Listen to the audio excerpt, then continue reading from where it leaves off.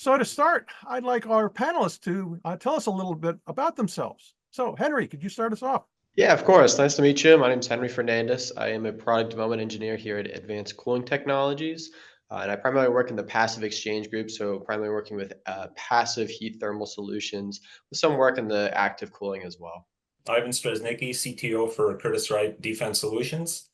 I've been in the aerospace and defense market for practically all of my career, which is about 35 years, in a variety of roles, manufacturing engineering, mechanical engineering, and CTO for the last 7 years. Thanks for having me. I'm a RF antenna engineer that has gone to product management with ANSYS Corporation, where ANSYS Corporation is a leading simulation provider for engineering simulation in the industry. I'm Justin Mall. I'm Vice President of Sales and Marketing for Pixis, and I've been in the industry for over 25 years and been very active in different committees in VITA, SOSA, and PICNIC. Ivan, I was going to ask you, what recommendations do you have or tips to people that are going to be working in this particular area, things they should be looking out for? Oh, that's an interesting question. I don't have half an hour to answer, do I?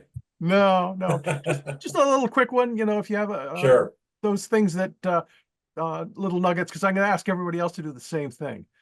Okay, I think from my perspective, from Curtiss-Wright's perspective, Curtiss-Wright Defense Solutions, we're working the aerospace and defense market, open standards, as Justin mentioned. There are some key standards I think that people should be familiar with. VITA 48.2 for conduction modules and the associated interface with the chassis.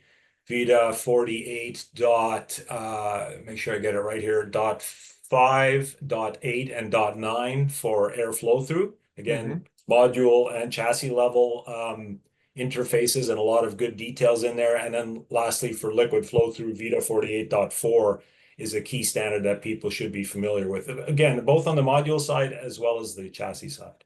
Definitely the earlier you consider thermal in your solution or your system level design, the better. Obviously, you can incorporate that in your system at any point, but obviously you'd rather work the thermal solution into your system versus work around your system because that can really constrain, cost. Like we've talked about swap before, size, weight, and power. You can really constrain each of those if you consider it too late, but always being able to try to incorporate that into your design at an earlier level if possible. I'm going to take the easy way out and kind of combine the last two answers because both of those were pretty much what I would say. Again, 48.2, some of the new liquid, 48.4 for liquid and airflow through. Airflow by is another one to look at as well. Some of those different techniques, but again, like the others were saying, it's helpful to have that information up front, and also for your cards have a sense of what type of ranges for the power that you're actually practically going to use. There's the max, there's the typical wattage. Having all that kind of information, it's better to have more information for the engineers to work with rather than too little. Jeff, I saved you to last because I'd like to also sort of expound upon things that you garnered with respect to simulation, because it's not necessarily something a lot of people are familiar with other than the fact that they need to do it. And we experience that daily. So, however, we tend to hear from it on they need to do it because something broke. So, so going to that, the answer is simulate earlier. And that's really what it is, whether we're seasoned engineers or whether we're just out of college.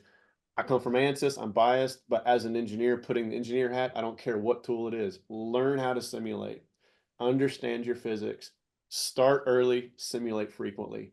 And wherever you're working at a company, advocate for that. Because at the end of the day, simulation as a paradigm is a virtual laboratory. You're going to be in a lab anyway. But if you don't simulate, you're building and you're testing. What can you do faster? I can change variables on something. I can go through and explore my design space. And I can start catching issues before. But the other benefit of that is I can catch issues after. Because at the end of the day, we can't simulate everything. Everybody knows that. We have to build, we have to get things taped out, we got to sell something, right? But if something breaks, simulation gives you an at-the-ready solution to start troubleshooting what could have been overlooked, what could have been wrong, and how you can improve your design. So simulate early, simulate frequently, and simulate with all the tools you can.